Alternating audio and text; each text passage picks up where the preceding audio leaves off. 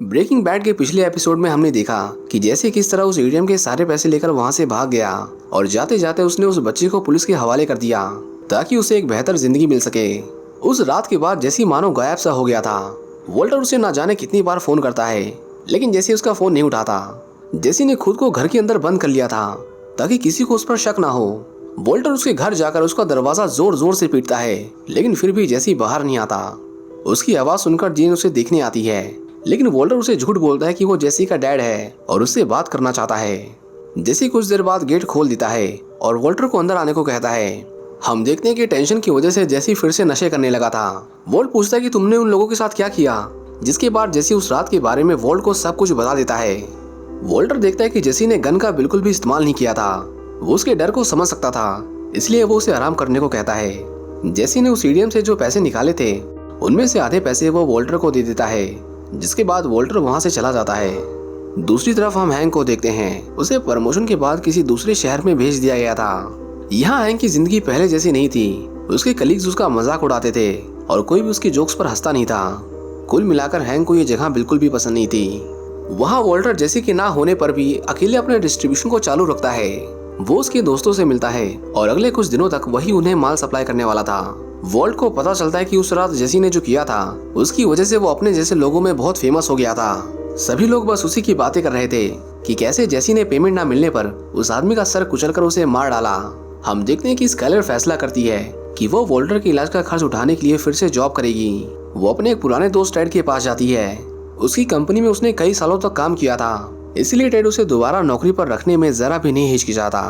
Walter जेसी को बताता है कि उसने तो कमाल कर दिया। हमें पता चलता है कि जेसी की इस अफवाह की वजह से सभी लोग जेसी से डरने लगे थे और अब सभी उसकी पेमेंट भी टाइम पर करते थे। वॉल्ट कहता है कि अब तुम एक नाम बन चुके हो, लोग तुमसे डरते हैं। ये उनके लिए बहुत अच्छी बात थी क्योंकि इससे वो अपना बिजनेस और बढ़ा सकते थे। जेसी बहुत खुश था और अब उसे अपने किए पर पछतावा भी नहीं होता है। अगले दिन जब जेसी जीन से बात कर रहा था तो तभी एक आदमी जो वहीं से गुजर रहा था वो जेसी को देखकर रुक जाता है और जेसी ने जो काम किया था उसके लिए उसकी तारीफ करता है और कहता है कि तुम ही असली मर्द हो। जीन एक बार के लिए सोच में पड़ जाती है कि इस लड़के ने ऐसा क्या कर दिया कि सब उसकी तारीफ कर रहे थे। जीन को भी जेसी अब अच्छा लगने लगा था और उन दोनों के बीच में नजदीकियां बढ़ने लगी थीं। वहीं दूसरी तरफ हम हैंक को देखते हैं। वो और उसकी टीम के सभी लोग एक ड्रग माफिया की छुपकर जासूसी कर रहे थे। उन्हें उम्मीद थी कि इस बार वो उस कार्टेल को रंगे हाथों पकड़ लेंगे, लेकिन तभी कुछ ऐसा होता है जिसकी उन्हें जरा भी उम्मीद नहीं थी। हैंक को उनके खबरी का कटा हुआ सिर दिखाई देता है जिसे उन लोगों ने कछुए के ऊपर रखकर उसे रेगिस्तान में भटकने के लिए छोड़ दिया था। हैंक ने इतनी बार्बरता आज से पहले कभी नहीं देखी, इसलिए उसके कटे हुए सिर को देखकर उल्टी कर देता है। सभी ऑफिसर्स हैंक के ऊपर हंस रहे थे क्योंकि उन्हें लगा कि हैंक एक डरपोक आदमी है और उसके डिपार्टमेंट ने एक बेवकूफ को प्रमोट कर दिया है। वो सभी हंस ही रहे थे कि तभी उस आदमी के सिर में लगा एक बॉम्ब ब्लास्ट हो जाता है और एक ही झटके में पूरा माहौल मातम में बदल जाता है। लगभग सभी ऑफिसर्स मारे जाते हैं और जो बचे थे वो हैंक से उसकी मदद की भीख मांग रहे थे।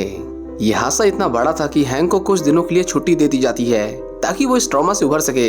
हैंक ने किसी से भी बात करने से मना कर दिया था और उसकी घबराहट अब बढ़ती ही जा रही थी। मैरी के कहने पर वॉल्ट हैंक से मिलने आता है।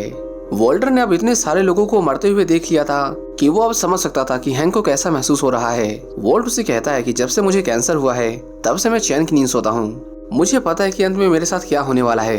वो डर ही है जो हमें कमजोर करता है क्योंकि जो होना है वो तो होकर ही रहेगा। हैंक उसकी एडवाइस को मान लेता है और अब उसे पहले से बेहतर महसूस हो रहा था। वॉल्ट और जेसी ने मैथ बेचकर ढेर सारे पैसे इकट्ठा कर लिए थे। हालांकि ये उनकी उम्मीद से बहुत कम थे लेकिन उनकी जरूरत से बहुत ज्यादा थे। वॉल्ट देखता है कि हिसाब में कुछ गड़बड़ थी। जेसी जब अपने दोस्तों के पास फोन करता है तो उसे पता चलता है कि पुलिस ने बैजर को ड्रग्स बेचते हुए पकड़ लिया था। बैजर ने वॉल्ट का चेहरा देखा था और अगर वो पुलिस को इसके बारे में बता देता तो वॉल्टर के सारे किए किराए पर पानी फिर जाता। वॉल्ट कहता है कि हमें एक वकील चाहिए जो उसे वहां से निकाल सके। जैसी ऐसे एक आदमी को जानता था। इस आदमी का नाम था सोल गुडमैन और ये आदमी क्रिमिनल लॉयर नहीं था बल्कि ये खुद ही क्रिमिनल था। जैसी के कहने पर सोल गुडमैन बैजर से मिलने जाता है और उसे वादा करता है कि वो उसे इन लोगों से बचा लेगा। झूठा वादा इसलिए क्योंकि वो जानता था कि उसे कम से कम 8 साल की सजा तो होनी ही थी और उसे कोई भी नहीं बचा सकता। जेसी और वॉल्ट हमेशा की तरह टॉस करके डिसाइड करते हैं कि सोल गुडमैन से मिलने कौन जाएगा, क्योंकि उस आदमी से मिलने का मतलब था अपनी पहचान को उसके सामने लाना। वॉल्ट इस बार भी इस टॉस को हार जाता है जिसके बाद उसे सोल के पास जाना पड़ता है। सोल उसे साफ साफ कह देता है कि देखो अब डीईए वाले उस लड़के से पूछताछ करेंगे और उन्हें जिस आदमी की तलाश है, मतलब वो हाइजेनबर्ग, वो उसे पकड़ने के बाद ही बैजर को रिहा करेंगे। वॉल्टर खुद को बचाने के लिए सोल को $10,000 रिश्वत देता है, लेकिन सोल गुडमैन उसके पैसे लेने से मना कर देता है। वॉल्ट अब बहुत डरा हुआ था और उसे पता था कि सिर्फ यही आदमी बैजर को बाहर निकाल सकता है। वो दोनों सोल गुडमैन को किडनैप कर लेते हैं और उसके सिर पर बंदूक रखकर उसे बैजर का केस लड़ने के लिए कहते हैं। सोल बहुत डर गया था, लेकिन तभी वो वॉल्ट को पहचान लेता है। वो कहता है कि तुम्हें ये सब करने की कोई जरूरत नहीं थी, हम आराम से बैठकर भी बात कर सकते थे। सोल के मुताबिक अगर हाइजेनबर्ग को बचाना है तो बैजर को मारना होगा या फिर इस हाइजेनबर्ग को जेल जाना होगा। अब ऑफ कोर्स जेसी अपने दोस्त को मरवाता थोड़ी ना, इसलिए उन्हें सोल को बैजर की आजादी के बदले $80,000 और उन्हें अपना आधा किलो मैथ देना पड़ता है। वॉल्टर ने अपनी सारी कमाई एक झटके में गवा दी थी, लेकिन उसके पास इसके अलावा और कोई दूसरा ऑप्शन भी नहीं था। सोल उन्हें कुछ लोगों की तस्वीरें दिखाता है जो बिल्कुल हाइजेनबर्ग जैसे दिखते थे और वो $30,000 के लिए जेल जाने को तैयार थे। उन्होंने बैजर को छुड़वाने के लिए एक फुल प्रूफ प्लान तैयार कर लिया था और अगले दिन बैजर पुलिस वालों के साथ मिलकर उस नकली हाइजेनबर्ग को अरेस्ट करवा देता है। पुलिस बहुत खुश थी कि उन्होंने हाइजेनबर्ग को पकड़ लिया, लेकिन असली मास्टरमाइंड अभी भी बाहर घूम रहा था। सोल को वॉल्टर के बारे में सब कुछ पता चल गया था, लेकिन वो ब्लैकमेल करने वाले लोगों में से नहीं था। उसे बिजनेस की समझ थी। वो वॉल्टर के राज को राज ही रखता है। बस उसे ये चाहिए था कि वॉल्टर भविष्य में अगर किसी भी मुसीबत में पड़े तो वो सबसे पहले उसे कांटेक्ट करे। वॉल्टर एक बार फिर से अपने लंग्स का एमआरआई करवाता है, लेकिन जब उसकी रिपोर्ट निकल कर आती है तो वो देखता है कि उसका कैंसर और भी बढ़ चुका था। अब ऐसा उसे सिर्फ लगा, क्योंकि असल में उस रिपोर्ट में क्या था वो सिर्फ डॉक्टर ही उसे बता सकते थे। वॉल्टर को जिस तरह खून की उल्टियां आ रही थी, उससे वॉल्टर समझ जाता है कि उसके इलाज का उसके कैंसर पर कोई फर्क नहीं पड़ रहा। उसे अब जितनी जल्दी हो सके उतनी जल्दी ढेर सारा मैथ प्रोड्यूस करना था, ताकि वो $6 लाख अपने परिवार को दे सके। वॉल्ट जेसी को फोन करता है और उसे कहता है कि हमारा मैथलेमिन खराब हो रहा है, हमें उसे जल्दी खत्म करना होगा। वॉल्ट स्काइलर से कहता है कि उसे लगता है कि अगले हफ्ते डॉक्टर उसे कुछ बुरा ही बताने वाले हैं, इसलिए वो कुछ समय अपनी माँ के साथ बिताना चाहता है। स्काइलर उसे इस हालत में परेशान नहीं करना चाहती थी, इसलिए वो वॉल्टर से ज्यादा सवाल जवाब नहीं करती और उसे अपनी माँ के पास जाने देती है। वॉल्टर स्काइलर के साथ एयरपोर्ट तक तो जाता है, लेकिन वो अपनी फ्लाइट मिस कर देता है और जेसी के साथ उस वैन में बैठकर शहर से दूर चला जाता है। वो दोनों एक बंजर रेगिस्तान में जाते हैं और अगले कुछ दिनों तक वहीं पर रुककर ढेर सारा मैथ बनाने वाले थे। उन्होंने देखते ही देखते 2 दिनों के अंदर ढेर सारा मैथ बना लिया था और उनके मैथलेमिन का पूरा बैरल खत्म हो गया था। जब वॉल्ट उस मैथ से मिलने वाले पैसे कैलकुलेट करता है तो जेसी को पता चलता है कि उन्होंने $1 मिलियन से भी ज्यादा का मैथ तैयार कर दिया था। वो सब बेचकर वॉल्टर अपने परिवार की सारी जरूरतें पूरी कर सकता था। अब बस उन्हें वापस आना था और अपने सारे मैथ की धड़ाधड़ बिक्री करनी थी। लेकिन जैसे ही चाबी लगाता है तो हम देखते हैं कि उसकी वैन का इंजन स्टार्ट नहीं होता। जेसी ने पूरे 2 दिनों के लिए चाबी इग्निशन में ही छोड़ दी थी, जिसकी वजह से वैन की बैटरी डेड हो गई थी। वॉल्टर उसकी बेवकूफी के लिए उस पर बहुत गुस्सा करता है और वो दोनों एक दूसरे के ऊपर चिल्लाने लगते हैं। वॉल्टर जनरेटर निकालता है और उन्हें बैटरी को चार्ज करने के लिए बस उसे एक झटका देना था। बाहर इतनी गर्मी थी कि जैसे ही जनरेटर स्टार्ट करता है तो उसमें आग लग जाती है। वो इंसानी पहुंच से बहुत दूर थे और इसकी संभावना लगभग ना के बराबर थी कि कोई उनकी मदद करने आएगा। जैसे स्किनी पीट को फोन करता है और उसे अपनी लोकेशन बताता है। उनके पास अब उसका इंतजार करने के अलावा और कोई दूसरा रास्ता नहीं था। इसी तरह रात हो जाती है और जब जैसे स्किनी को दोबारा फोन करता है तो उसे पता चलता है कि वो तो गलत जगह पहुंच गया था। इससे पहले वो उसे कुछ समझा पाते, हम देखते हैं कि उसका फोन डेड हो जाता है। अब उन दोनों की सच में हालत खराब होने वाली थी। वॉल्टर मैन्युअली उस जनरेटर की बैटरी चार्ज करने की कोशिश करता है, लेकिन उससे कोई फायदा नहीं होता। ऊपर से तेज धूप की वजह से उनके शरीर का सारा पानी सूख रहा था। वॉल्टर रेगिस्तान की गर्मी की वजह से बेहोश हो जाता है और उसकी हालत बिगड़ती ही जा रही थी। जैसे कहता है कि वो बाहर जा रहा है और वहां से कुछ मदद लेकर आएगा, लेकिन वॉल्ट उसे समझाता है कि उसके शरीर के सारे इलेक्ट्रोलाइट खत्म हो चुके हैं और अगर वो बाहर गया तो सिर्फ 1 घंटे के अंदर मारा जाएगा। जेसी को अब डर लगने लगा था और वो घबराहट के मारे अनाप शनाप बकने लगता है। लेकिन तभी वॉल्टर के दिमाग में एक जबरदस्त आइडिया आता है। वो एक केमिस्ट्री टीचर था और उसे पता था कि बैटरी कैसे बनाई जाती है। वॉल्टर जेसी को फटाफट कुछ सामान लाने को कहता है। एनोड, कैथोड और भी बैटरी बनाने वाली चीजें जो जेसी के बिल्कुल भी पल्ले नहीं पड़ रही थी, उनका इस्तेमाल करके वॉल्ट एक बैटरी बना देता है। हम देखते हैं कि वॉल्ट की ये बैटरी काम कर जाती है और उसने वैन के इंजन को स्टार्ट कर दिया था। पूरे 4 दिन उस रेगिस्तान में परेशान होने के बाद वो शहर वापस लौट आते हैं। जेसी वॉल्ट से कहता है कि मुझे पता है कि मैथलेमिन कभी खराब नहीं होता और तुमने ये सब जल्दी से जल्दी पैसा कमाने के लिए किया था। वो वॉल्टर से वादा करता है कि अगर इस बीच उसे कुछ हो गया तब भी वो उसके हिस्से के पैसे उसकी फैमिली को दे देगा। इसके बाद जब डॉक्टर वॉल्टर की रिपोर्ट देखते हैं तो यहाँ वॉल्टर को पता चलता है कि उसका कैंसर अब खत्म हो रहा था। वॉल्टर को अब हर तरफ से खुशखबरियां मिल रही थी, लेकिन पता नहीं क्यों पर वो खुश नहीं था। जेसी को जब पता चलता है कि वॉल्ट ठीक हो रहा है तो वो भी उसके लिए खुश था। वॉल्ट उसे कहता है कि हमने जो माल बनाया है उसे हम सब्र और तसल्ली से बेचेंगे और उसके खत्म होते ही हम गायब हो जाएंगे। उनके घर में खुशी का माहौल था, इसलिए वॉल्टर की लंबी उम्र के लिए वो लोग घर में एक पार्टी रखते हैं जिसमें ढेर सारे लोग आए थे। वॉल्टर हैंक के साथ बैठकर ड्रिंक कर रहा था और किसी चीज के बारे में बहुत गहराई से सोच रहा था। वॉल्ट यहाँ अपने बेटे को पहली बार शराब पीने को कहता है। हैंक को लगा कि ये खुशी का माहौल है, इसलिए वो भी वॉल्टर को रोकता नहीं। लेकिन जब जूनियर उसे खत्म करता है तो वॉल्ट उसके गिलास में और शराब डाल देता है। हैंक वॉल्ट को समझाता है कि अब बस भी करो, वो बस 16 साल का है। लेकिन वॉल्ट बस इतनी सी बात पर हैंक के ऊपर भड़क जाता है और उसे उन दोनों से दूर रहने के लिए कहता है। हैंक उसे समझाता है कि इतने लोगों के बीच में तमाशा करने की कोई जरूरत नहीं, पर यहाँ हमें वॉल्ट का एक बिल्कुल ही अलग चेहरा देखने को मिलता है। हम उसकी आंखों में उसकी घमंड को साफ साफ देख सकते थे। दूसरी तरफ हम जेन और जेसी को देखते हैं जो एक दूसरे के साथ काफी खुश थे। जेन के डैड उससे मिलने आते हैं, लेकिन उनके सामने जेन ऐसे बिहेव करती है जैसे कि वो जेसी को जानती नहीं थी और वो उसके लिए बस एक किराएदार था। जेन की इग्नोरेंस से जेसी के इमोशंस को बहुत ठेस पहुंचती है। उसे लगा कि उन दोनों के बीच में कुछ था, लेकिन जेन ने एक झटके में उसके सारे इमोशंस पर पानी फेर दिया था। वॉल्ट अब पहले से बहुत ज्यादा कॉन्फिडेंट हो गया था। उसके पास सब कुछ खरीदने के पैसे थे। वो कुछ दिनों के लिए स्कूल से छुट्टी लेता है और अपने घर के छोटे बड़े हर एक सामान को चेंज कर देता है। वो पूरा दिन बस इसी में बिजी रहता था। एक दिन जब वो सुपरमार्केट जाता है तो वो देखता है कि एक लड़का ढेर सारे केमिकल्स और माचिस की डिब्बियां खरीद रहा था। वॉल्ट उसके सामान को देखकर समझ जाता है कि ये लोग मैथ बना रहे हैं। वॉल्ट उस लड़के को एडवाइस देता है कि एक ही दुकान से सारा सामान मत खरीदो, नहीं तो लोगों को उसके ऊपर शक हो जाएगा। वॉल्टर उसकी मदद करना चाहता था, पर वो लड़का डरकर वहाँ से भाग जाता है। कुछ देर बाद वॉल्ट के दिमाग में पता नहीं क्या आता है, लेकिन वो उस लड़की के पास दोबारा जाता है और उन्हें कहता है कि ये मेरा इलाका है और तुम दोनों इससे दूर रहो। वॉल्ट उनकी आंखों में अपने लिए डर देखता है और उस डर को देखकर उसे खुशी मिल रही थी। इस पॉइंट पर उसके अंदर का वॉल्टर वाइट पूरी तरह से मर चुका था और बचा था तो सिर्फ हाइजेनबर्ग, जिसे पैसे और पावर ने करप्ट कर दिया था। एक दिन जेसी का दोस्त कोम्बो देखता है कि कुछ लोग उसका पीछा कर रहे थे। उसे उनसे डर लग रहा था, इसलिए वो बैकअप के लिए स्किनी को फोन करता है, पर तभी एक छोटा बच्चा उसे दिन दहाड़े गोली मार देता है।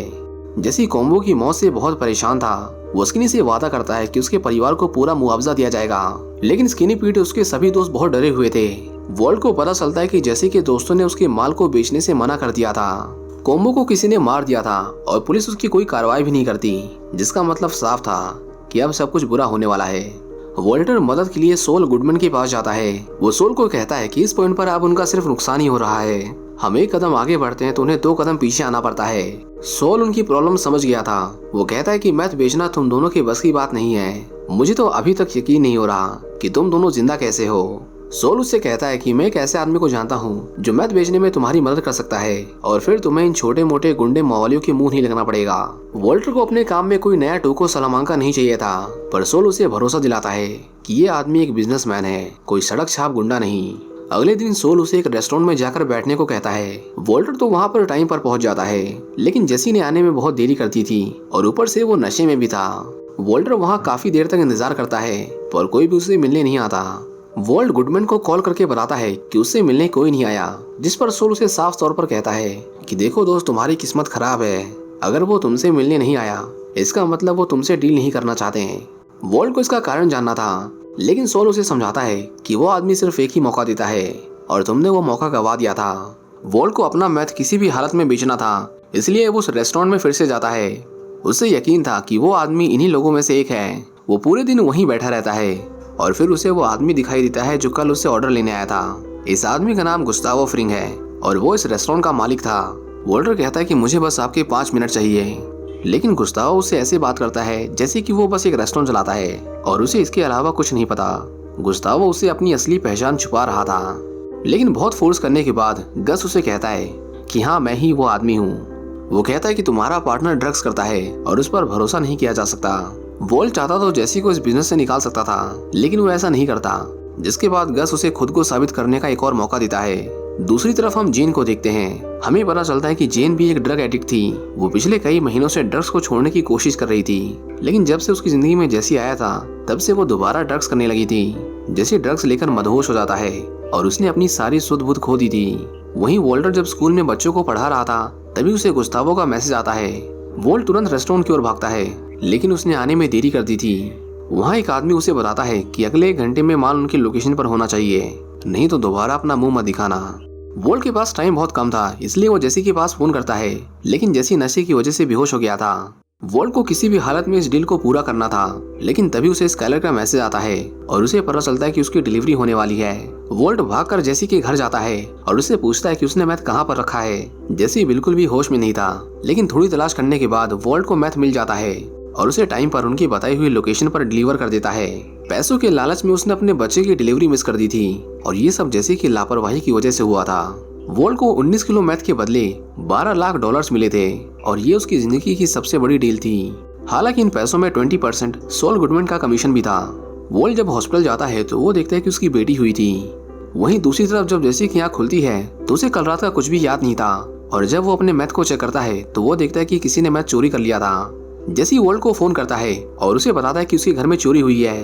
वॉल्टर जेसी को नहीं बताता कि कल रात वही उसके घर पर आया था। वो चाहता था कि जेसी को अपनी लापरवाही का एहसास हो, इसलिए वो फोन काट देता है और उसे परेशान होने के लिए छोड़ देता है।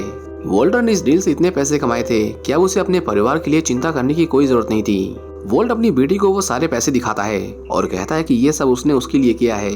अगले दिन जेसी वॉल्ट से मिलने के लिए उसके स्कूल पहुंच जाता है। जेसी को याद आ गया था कि कल रात वॉल्ट ही उसके घर में था। जेसी उससे अपने हिस्से के पैसे लेने आया था, लेकिन वॉल्ट उसे पैसे देने से मना कर देता है और कहता है कि उसे उसके पैसे तभी मिलेंगे जब वो ये साबित कर देगा कि अब से वो ड्रग्स नहीं लेगा। वॉल्ट समझ गया था कि वो लड़की उसे बर्बाद कर रही थी। वॉल्ट को पता चलता है कि उसके बेटे ने डोनेशन इकट्ठा करने के लिए एक वेबसाइट बनाई थी।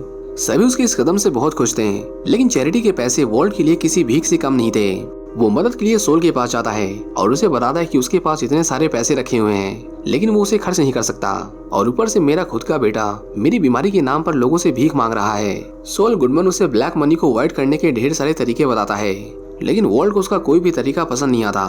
आखिर में वो फैसला करते हैं कि वो उसके बेटे की वेबसाइट पर ही थोड़े थोड़े करके सारे पैसे डोनेट कर देंगे और इस तरह उनका सारा पैसा वाइट हो जाएगा। वहीं दूसरी तरफ जेसी, जो वॉल्ट से बहुत गुस्सा था, वो दोबारा से ड्रग्स लेने लगता है। जीन हफ्ते के कुछ दिन अपने डैड के साथ नशा मुक्ति केंद्र जाती थी, लेकिन एक दिन वो उनके साथ नहीं जा पाती। उसके डैड जब उससे मिलने आते हैं तो वो देखते हैं कि जीन फिर से ड्रग्स लेने लगी थी। जीन ने पिछले 18 महीनों से ड्रग को छुआ भी नहीं था, लेकिन जेसी की वजह से वो फिर से उसकी आदी हो गई थी। उसके डैड पुलिस को फोन करते हैं, पर जीन उन्हें ऐसा करने से मना करती है और कहती है कि वो कल से रिहैब में चली जाएगी। जेसी को बिल्कुल भी आइडिया नहीं था कि जेन उससे भी बुरी ड्रग एडिक्ट थी, नहीं तो वैसा कभी नहीं करता। वॉल्ट के पास जेन का फोन आता है और वो उसे कहती है कि उसे जेसी के पैसे चाहिए। वॉल्ट को ये जानकर बहुत गुस्सा आता है कि जेसी ने इतने बड़े सीक्रेट को एक लड़की से साझा कर दिया। जेन उसे ब्लैकमेल करती है और कहती है कि अगर उसने जेसी के पैसे नहीं दिए तो वो उसके बारे में सभी को बता देगी। वॉल्ट के पास कोई दूसरा ऑप्शन नहीं था, इसलिए वो जेसी को उसके हिस्से के पैसे दे देता है, लेकिन वो जेसी से कहता है कि ये लड़की तुम्हारे लिए ठीक नहीं है और तुम्हें सही और गलत की समझ नहीं।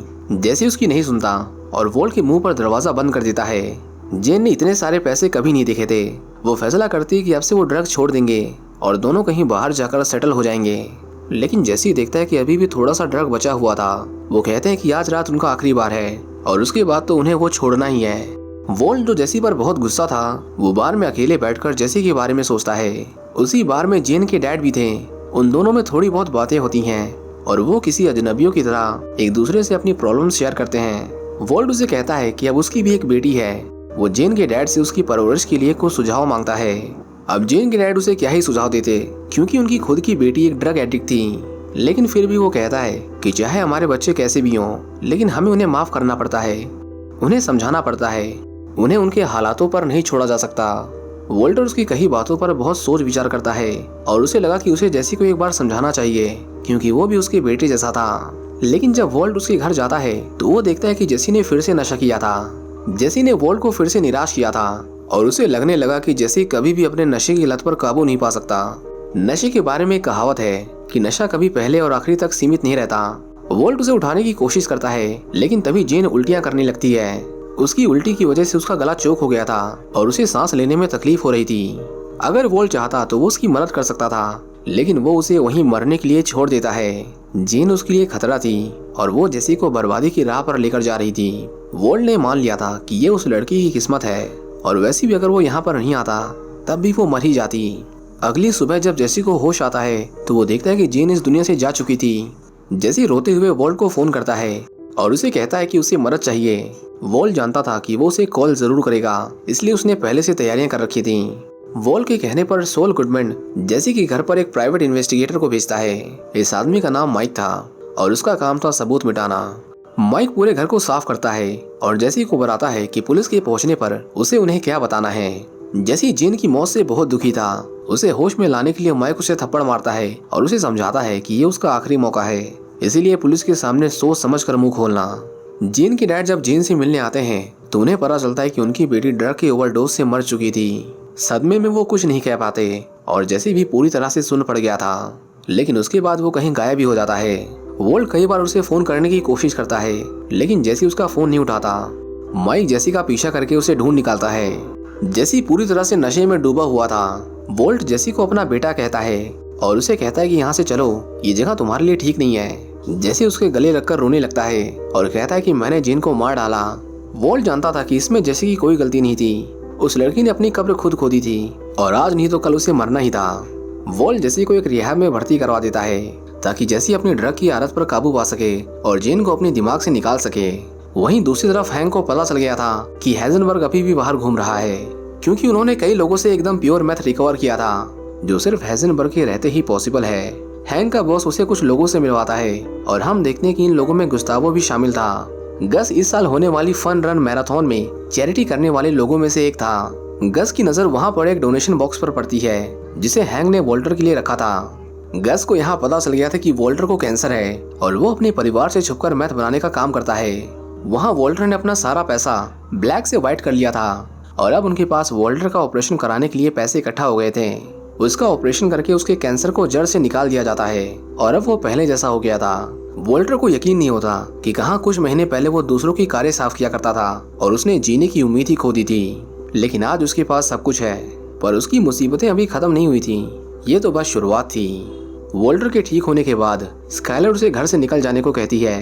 दरअसल स्काइलर को वॉल्टर के सभी झूठों के बारे में पता चल गया था। उसे पता चल गया था कि ग्रेशन ने उसे एक भी पैसे नहीं दिए और उस दिन वो अपनी माँ से मिलने भी नहीं गया था, जबकि वो खुद वॉल्टर को एयरपोर्ट छोड़कर आई थी। वॉल्ट उसे रोकने की कोशिश करता है, पर स्काइलर को अब उसके मुंह से सिर्फ सच सुनना था। वो जानना चाहती थी कि उसके पास इतने पैसे कहाँ से आए। जेसी अब रिहैब में था और जेन के जाने के बाद उसके डैड भी गहरे सदमे में थे। उनके पास सिर्फ उनकी बेटी ही थी जिसे उन्होंने खो दिया।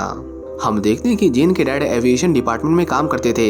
एक दिन जब वो अपना काम कर रहे थे तो काम के दौरान वो अपनी बेटी को याद करने लगते हैं। उन्हें उस समय एक प्लेन को गाइड करना था, लेकिन उन्होंने फैसला लेने की क्षमता मानो खो सी दी थी, जिसकी वजह से दो प्लेन आपस में टकरा जाते हैं और उसमें बैठे 150 से भी ज्यादा लोगों की मौके पर ही मौत हो जाती है। उस प्लेन का मलबा और लोगों की लाशें पूरे शहर भर में गिरने लगती हैं और कुछ मलबा वॉल्टर के घर पर भी गिरता है। वॉल्टर ने यह टकराव अपनी आंखों से देखा था, लेकिन उसे जरा भी अंदाजा नहीं था कि इन लोगों की मौत का जिम्मेदार वो खुद है। अगर वो उस रात जेन को बचा लेता तो जेन आज भी जिंदा होती और उसके डैड डिप्रेशन में जाकर इतनी बड़ी गलती कभी नहीं करते। यहाँ आपको क्या लगता है कि वॉल्टर को जेन को बचाना चाहिए था या फिर उसने जो किया वो सही था? हमें कमेंट्स करके जरूर बताएं।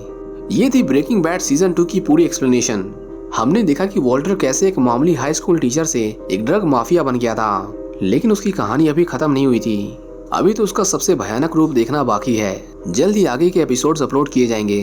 सभी की लिंक डिस्क्रिप्शन बॉक्स में है। Thank you for watching.